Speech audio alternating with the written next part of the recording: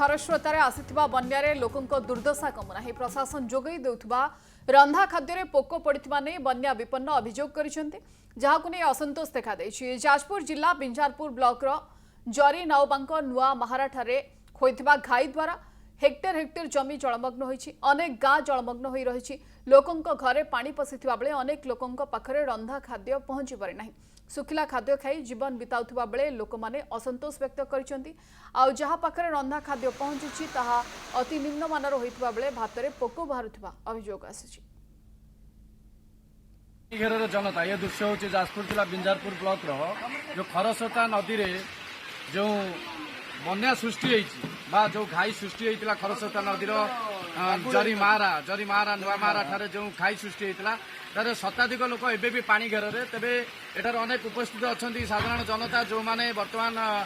प्रशासन तरफ जो रंधा खाद्य दि जाऊँगी से नहीं जाऊँच आप देखिपे से घर भितर पानी से अभियोग रोचे प्रशासन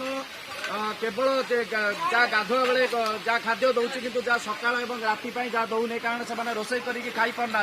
ये अनेक जनता अच्छा चलो पाखर पचार बुझा से कौन कहते सार देखो आमको बर्तमान ये चाउल क्लीनिंग ना पूरा पोक देखु विजुआल नि पूरा पोक देखु कला कला पोक आ डाली देखु या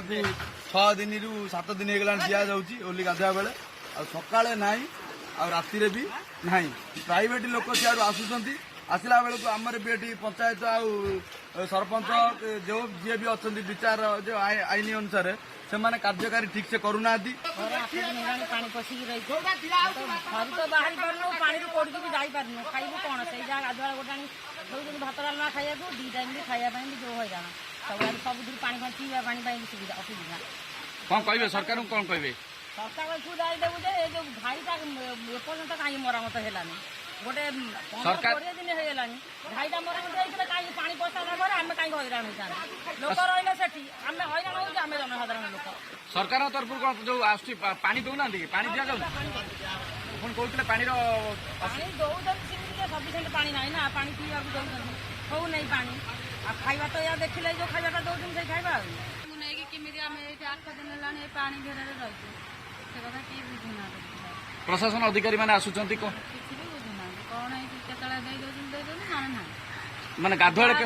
गाधुआले मैंने दौरान राति भी सकाଳେ କିଛି ନାହିଁ ଯାହା ଆସୁଛି ସିଆଡେ ନେଇକି ଯାଉଛନ୍ତି ନହେଲେ ସିଆଡେ ନେଇକି ପଳାଉଛନ୍ତି ଏଠି ବି ଦଉନାହାନ୍ତି। ଏଇ ଛୋଟ ଛୋଟ ଛୁଆଙ୍କୁ ନେଇକି ଆମେ ପାଣି ଘରରେ ଏଠି 8 ଦିନ ହେଲାଣି ରହିଛୁ ଆମ ଘର ସାର ଦେଖନ୍ତି ପାଣି କୋଉଠି ରୋଷେଇବାସ କରି ଖାଇପାରିବୁ ନା ଛୁଆଙ୍କୁ ନେଇକି ବି ରହିପାରିବୁ। ସେମାନଙ୍କର ଅଭିଯୋଗ ଯେ ସରକାରଙ୍କ ତରଫରୁ ପ୍ରଶାସନିକ ଅଧିକାରୀ ମାନେ ଯୋଉ ଆସୁଛନ୍ତି କେବଳ ତାଙ୍କୁ ଗାଧୁଆଳେ ଚା ଗଣ୍ଡେ ଖାଦ୍ୟ ଦଉଛନ୍ତି ଭାତ ଡାଲମା ना सकाଳେ କିଛି ଦଉଛନ୍ତି ନା ସନ୍ଧ୍ୟାବେଳେ ବା ରାତି ପାଇଁ କିଛି ଦଉଛନ୍ତି। ତେବେ ଦେଖିବାକୁ ବାକି ରହିଲା ସରକାରଙ୍କ ତରଫରୁ ଯୋଉ ଖାଦ୍ୟ ଆସୁଛି କିପରି ସାଧାରଣ ଜନତାଙ୍କ ପାଖରେ ଯୋଉମାନେ ବନ୍ୟାରେ ଏଇଭଳିଆ ପ୍ରଭାବିତ ହୋଇଛନ୍ତି ତାଙ୍କ ପାଖରେ ପହଞ୍ଚି ପାରିବ ସେଥିପ୍ରତି ସରକାର ଦୃଷ୍ଟି ଦେବେ। ଯାଜପୁର ବିଞ୍ଜାରପୁର ଚନ୍ଦନ ଦାସଙ୍କ ରିପୋର୍ଟ କନକ ନ୍ୟୁଜ୍।